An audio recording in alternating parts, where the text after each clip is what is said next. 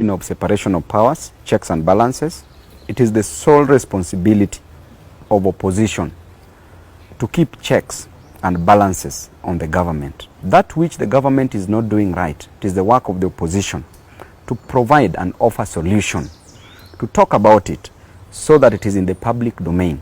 And the only mistake the opposition did was to fight for the cost of living. And we know the cost of living is that amount of money that an average Kenyan just needs to buy basic needs, to pay for rent, to buy food, to buy clothing, to afford education, and to afford health care.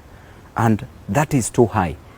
So as opposition, if dialogue fails, and the way it has failed, then the most appropriate avenue to follow always is the streets, which is enshrined in the Constitution of Kenya. It is an inherent right of every Kenyan to picket peaceably as entrenched in our Constitution. Yes. And let's talk about the street protest. They were very violent. How do you describe it? I can't say that the protests were violent. Why? Because every Kenyan, and you were present during this protest, you could see the way we could start in a very peaceful way when they were taking an oath was to protect life and to protect property.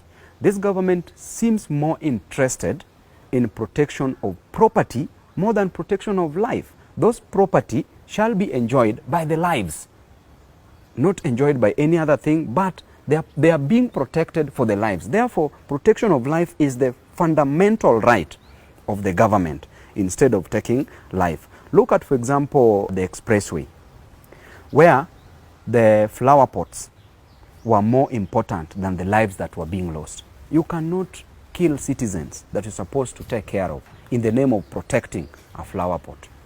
You cannot say that the Chinese government came to find out why the expressway, the flower pots were destroyed, while you as the president, you are not going even for one funeral of the Kenyan citizens that were killed by the police officers that are serving under you, that were taking orders from your government. Even this was very unfortunate because these are the dark days that we are back in. I went to Mombasa for a meeting, a parliamentary meeting, together with Nairobi members of parliament.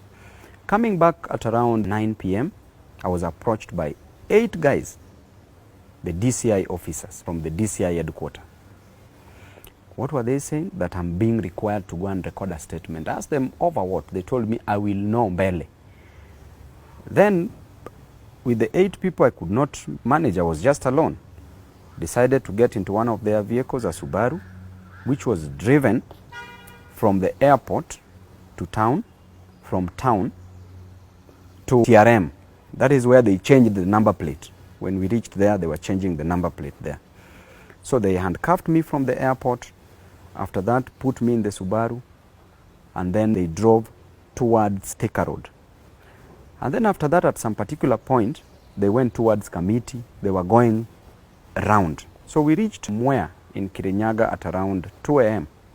And I didn't know where I was because clearly it was in the dark until I was informed that I was at Mwea the previous day when I was in the police cell. I didn't know where I was. So having been bungled in the car, driven to Mwea in a police cell, in handcuffs, actually along the way from TRM, they blindfolded me. When I saw that, when I asked them, where are we going towards Kamiti?